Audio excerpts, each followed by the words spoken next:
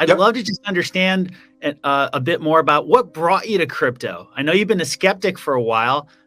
What ultimately about crypto made you decide that there was something really valuable here? Well, I've always been a techno geek, right? I've always been into technology for ever and ever and ever. So anything that new that came up, it was always incumbent upon me just, for work, investing in my companies to get a better understanding of it. And so when crypto finally came around, when in the early days of crypto, I paid attention to Bitcoin. I got my first Coinbase account and did my first oh my god, the little test and quizzes you had Love to it. or have to get the free crypto. I did those in like 2012, and like an idiot, Brian reached out to me early, and I didn't invest, because I didn't quite grasp it back then fully. But I always tried to keep up, always understood blockchain and what was going on there.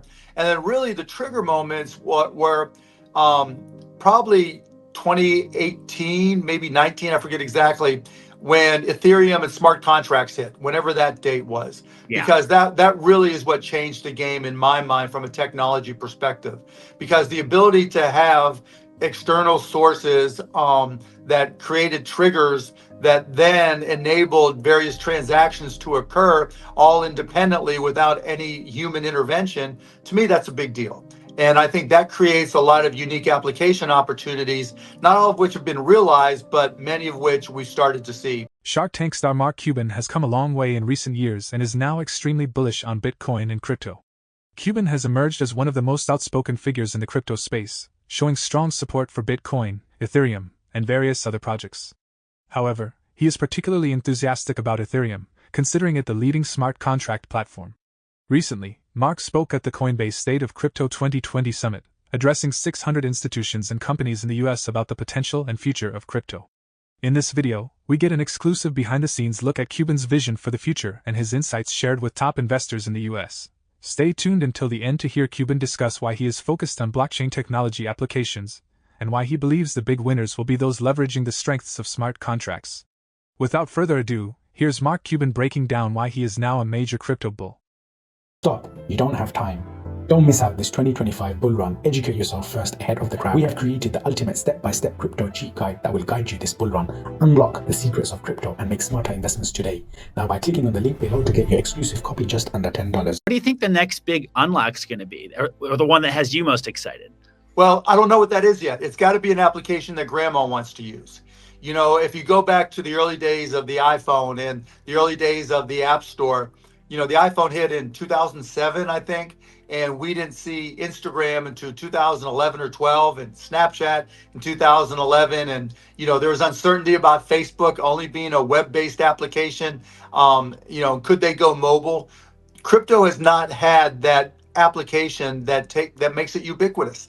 And that's truly what's missing today. There's, future applications that I think have promise, like ticketing, using NFTs to have textbooks of all types because, if we can get everything set up, they'll pay royalties all the way downstream. Right. So there's a lot of really good applications available, but we just haven't had that ubiquitous application where, just like we spent that time showing grandma how to post pictures on Facebook and then Instagram, now we need the same thing for crypto. Back in 21, the Mavs started accepting crypto as a form of payment. Oh, no, long before that. It was long really? Before that. Oh, yeah. So what's been your experience with it?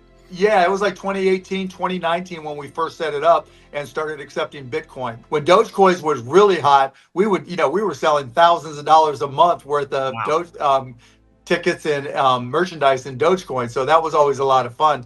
Hey, however people want to pay for it, I don't care, You mentioned comfort and just experience with the financial system. I'm curious, Mark, what parts of the financial system do you think really are most ripe for disruption by crypto and have the most opportunity to be improved by blockchain technology more generally?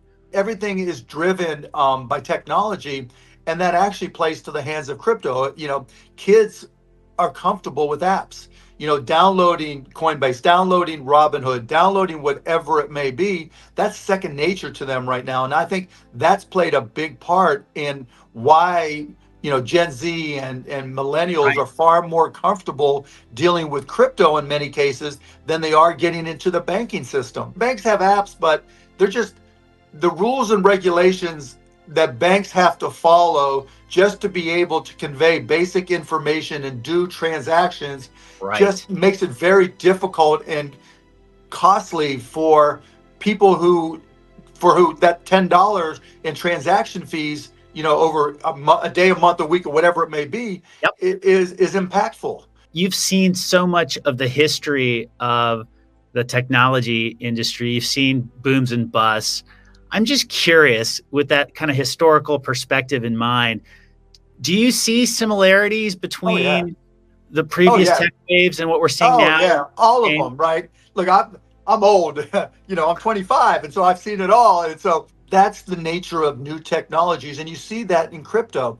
And it just comes down to, as the applications become more ubiquitous, there's just a greater realm of trust. What makes crypto different, and I think it's emblematic of changes in how marketing and advertising take place, whether it's politics or products, and I say this a lot on Shark Tank, is community. What drives crypto is community, community, community. When you can spend, $10, $15 to buy Dogecoin or Shiba Inu or Bitcoin or Ethereum or whatever it is, and then you're going online or on social media and you're going to the moon, and you got your little puppy and you got your rocket and you got your moon, that dream of riches is what makes it different, but it also makes the communities all that much stronger because everybody has the same dream. And I think that's what the SEC is missing. That's what people who don't understand crypto are missing. Well, we can talk about the applications and the utility and the access that crypto can provide, the database and the security elements of blockchain and proof of stake versus proof of work and all that stuff. At its base, it's about community. The bigger problem is, right, that it's impossible to make those applications work because of the SEC. And that's what I've been trying to tell the White House, among other things, senators that I'm talking to, governors that I'm talking to, representatives that I'm talking to. If nobody can do this, and Gensler's suing everybody, the problem isn't all the entrepreneurs trying to run their businesses, because they've tried, including me. The problem is the registration process.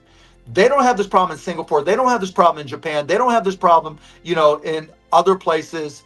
This is uniquely an American Gary Gensler problem. If he has a political career in mind, he's done. And he literally could cost Joe Biden the election, because there are a whole lot of Gen Z, Gen X, millennials that own a whole lot of crypto. And by not making it easy to register, it makes it easier for all the scam coins to exist. Yeah, look, what you're describing is enabling participation. At the end of the day, giving everyone an opportunity to be a part of the future. And I think that's the part of the narrative that often gets lost in all of this, is that we're talking about just providing more access and more opportunity to people. That's what this country has always been about, at least as and that's the other thing I've said, okay, I've been doing this a long time, and every technological innovation I've ever been involved with, initiated here, was founded here in the United States of America. Mark, we have over 600 of the top institutions and corporations sitting in this room watching you right now.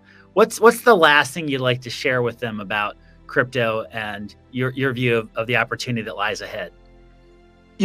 Talk to your representatives, and don't make it just about crypto or bust. Really make them understand who your customers are and why they do business with you, and that it's not to circumvent the system. You've got to be really self-aware about not only the good but the challenges as well. And when you're open and honest about that, and not just saying to the moon or da-da-da. Now, feel free to throw Gary Gensler under the bus. He deserves it, right? But everybody else, they probably don't understand it. And you've got to put it in terms that make it simple. For some people, with just minimal investments, it's just a collectible that makes them part of a community. For others, it allows them to become part of the banking system. For others, it's an application that creates utility that puts them in a better position to to do whatever it is your application does, whether it's insurance, whether it's ticketing, whether it's books, textbooks. Put it in context of other applications that you're competing with so that they understand that you're just trying to compete. But if we're able to find the right applications, the transparency, the utility, the ability, the smart contract triggers. Yeah, could you create that with a database application? Yes, but you're not going to have the open access that a blockchain creates, right? Trying to make all that public and publishable and non-fungible, all that stuff is far more difficult with all these other applications. So just be honest. It's a lottery ticket that gets you in the door to your new favorite club, to hang out with your new friends and to connect with people. And then in the back of that mind, you have that dream. Here's an inside look at Mark Cuban's insights shared with institutions on why he's now extremely bullish on Bitcoin, Ethereum, and the broader crypto market. His perspectives, particularly on Ethereum and the future of smart contract platforms, provide valuable guidance for both new and seasoned investors. If you found this video informative, please give it a thumbs up and share your thoughts in the comments below. For more Daily Dose Crypto news, check out these 2 awesome videos on your screen. Click now and we will see you on the next video.